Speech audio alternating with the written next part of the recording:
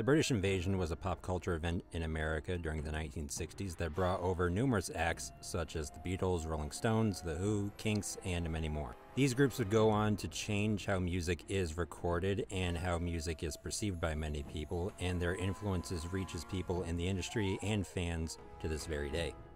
Similar to this was the comic book British invasion of the 1980s. In this instance, numerous writers from various UK publishings would be brought over into American comics. People in this invasion were people like Neil Gaiman, Alan Moore, and the focus on today's book, Grant Morrison. This invasion mostly occurred at DC due to the connections the publisher had at the time, and the trio I previously mentioned all getting one or more books to work on. Morrison specifically had Doom Patrol, Animal Man, and a few Batman stories here and there, and then later on into the 90s, they were given the writing duties for JLA. They later left DC due to a smattering of reasons, one of them being their contract was essentially up, another being a Superman pitch being shot down, and another one, this one probably being the final straw, was finding out that The Matrix, which was a WB movie, was lifting ideas from Morrison's creator-owned book at the time, and they did so without giving credit or compensation. So Grant joins Marvel, and after a quick stint on a Marvel Knights book, Grant lands the gig on New X-Men. Morrison has said that one of the main goals for the run was to update the title a little bit for the 21st century, and they do so entirely, for better or for worse. I think the series does feel like something that wouldn't have been made prior to this being published. Personally, I find this series to be pretty contemporary. There isn't anything that integral to it that really dates it to the early 2000s, outside maybe a few fashion choices here and there, but that's more of an art thing as opposed to the story. Morrison also shakes up the series in typical Morrison fashion by adding a few new elements that connect to previously established things, and also taking previously established things and interpreting how those are shown. For example, one of the new additions for this series is Phantom X and the Weapon Plus program as a whole. Prior to this, we did have Weapon Plus. They went by the name Weapon X, but this story being the one that gives the plus to the name, and we find out that X was actually just a number, Wolverine being the 10th experiment in a line of many experiments, and we're also shown a peek behind the curtain in one of their testing areas. The drug Kick is introduced throughout this run. The drug is an inhalant that temporarily boosts mutant powers, and it becomes a pretty critical plot point in 2 of the main arcs throughout the run. A new group of antagonists are added to the mythos, that being the U-Men. They're mostly used as cannon fodder throughout their appearances, but they do have a pretty interesting ideology behind them. Magneto is also out of the picture for a majority of this run, and we get to see how the mutant world reacts to that. Some people are glad he's gone, some people treat him as if he's a martyr, and that feeds into a movement in the mutant population. Speaking of the mutant population, this is one of the few series, at the time of its publication at least, where we're actually shown the greater mutant population. It's usually been a thing where Professor X or any of the members of the X-Men or the various branching off groups will mention that they're here to help improve relations between humans and mutants, or they're here to protect mutants from persecution and things along those lines. But there aren't many instances where we actually get to see the mutant population as their own society and their own people, and this run actually shows that. Speaking of things that happen to be mentioned in many runs prior to this but not shown very often, is the fact that the X-Mansion is supposed to be a school.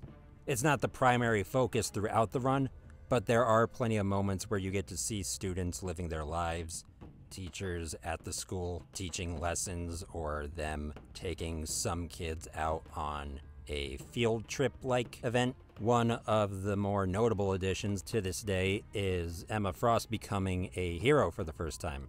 Emma gets brought on to the main core of X-Men throughout the book, and she becomes a teacher and gets heavily involved in Cyclops' arc. Cyclops is one of my favorite aspects of this run. I've always been a big fan of Cyclops, but there are plenty of stories, and especially adaptations, where Cyclops is the wooden by-the-book leader, and he kind of plays second fiddle to whatever characters they want to make cool. Usually it ends up being Wolverine.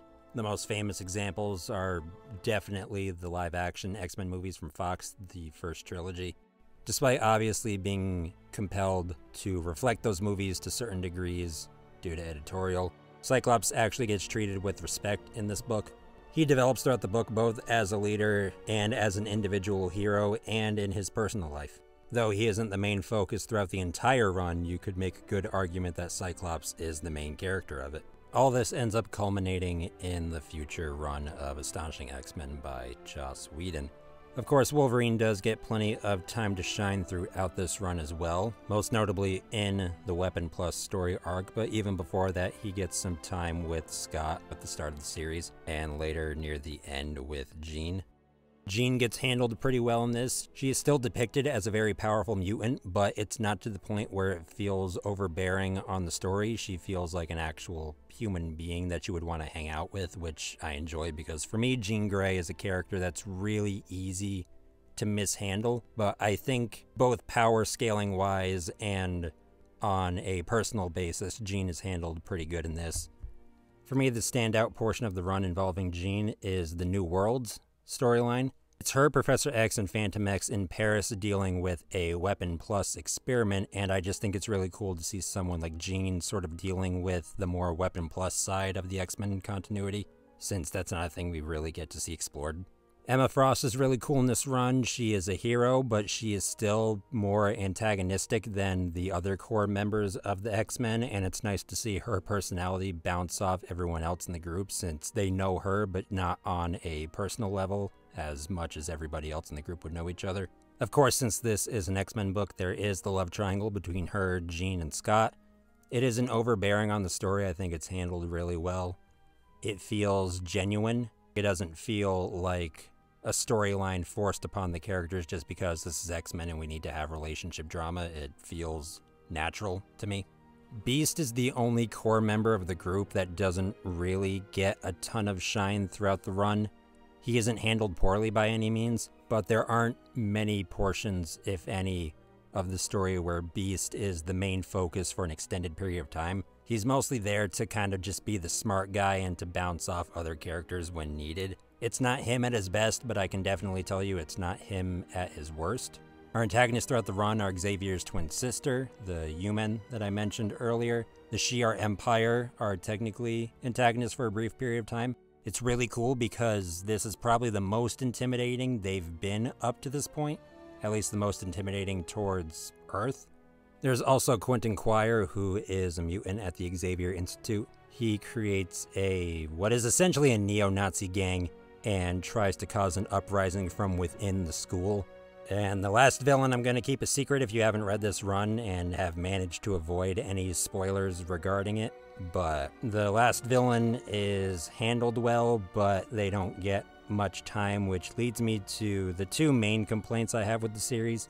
One being the ending feels pretty rushed, or at least the ending in the current timeline feeling pretty rushed. The last bit of the story is sort of a Days of Future Past type thing, but the last chunk of the story in the present day, you can tell a lot of it was compressed into fewer issues. The ideas are cool, but in execution, there isn't much time to do them justice. The second issue is one that I personally don't have, but I understand why someone could have it because it's a valid complaint. For whatever reason, this book had a really hard time holding on to a consistent art team. It reuses the same roster of artists for the most part, but they rotate very frequently. You would think this is a compilation of multiple series being put together similar to an event, but it is the same book. On this run, you have pencilers like Karen Grant, Igor Cordy, Ethan Van Sciver, John Paul Leon, Phil Jimenez. Since it's a Grant Morrison thing, Frank Quitely is on this. There are a few issues where it is jarring, but for me, it's not that big of a problem. But as I said, I can completely understand why somebody would have an issue reading this and having the art jump in style so many times. As a whole, this is my favorite X-Men run. I think it's really good. It's concise storytelling. The character work is great. The art is pretty all over the place as far as looking consistent goes, but there are some issues where I think it looks really, really good.